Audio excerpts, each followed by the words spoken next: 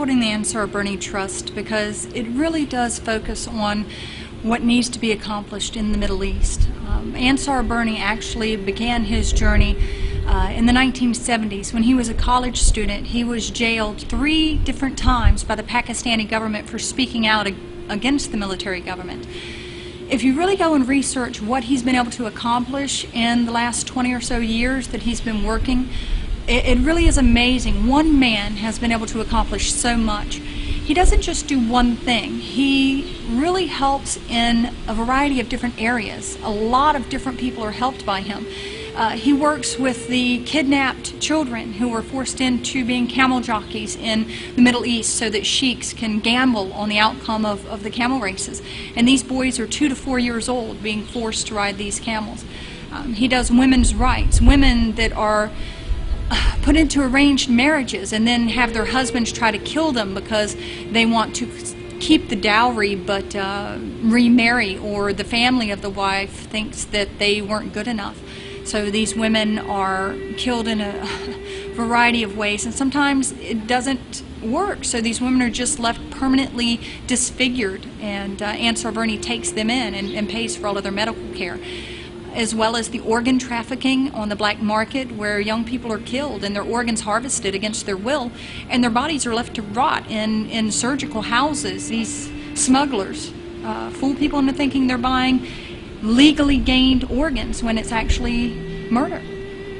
You also have the sex slave trade, where these women are being promised jobs as nurses, as maids, as personal assistants in foreign countries, and so they take up these jobs that they find in the newspaper, only to find out when they get there that the people take their passports and force them into prostitution.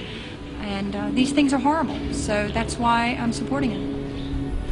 I chose to support the Ansar Burney Trust because he not only supports a wide variety of human rights issues, he also supports children's rights issues.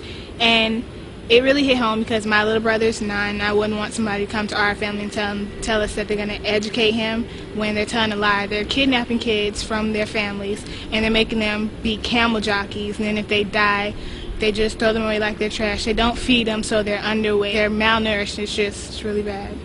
The boys are often bought from desperate families in other Islamic countries such as Pakistan, Bangladesh, Sudan, and Sri Lanka. Some of these 40,000 children are kidnapped and smuggled back into the Persian Gulf countries by human traffickers working for wealthy sheikhs and princes.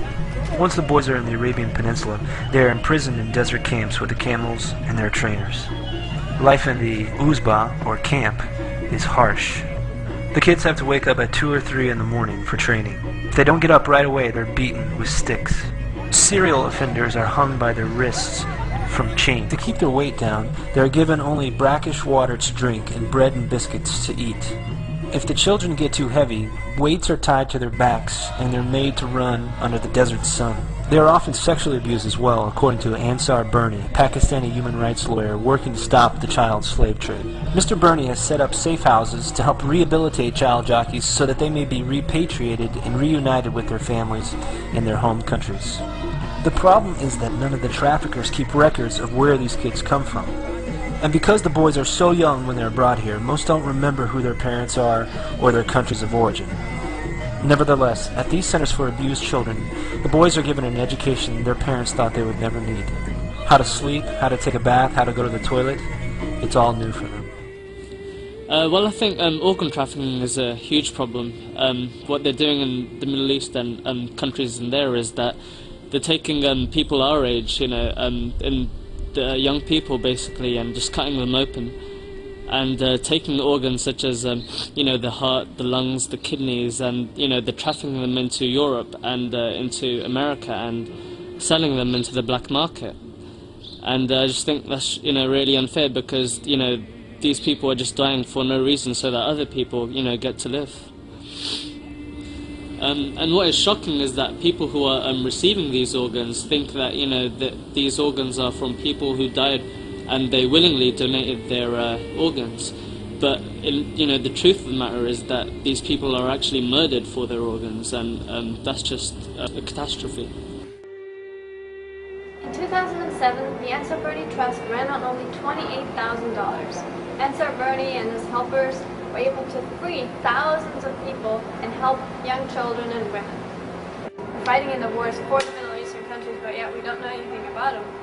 In this way, we can actually help the people and not just the government.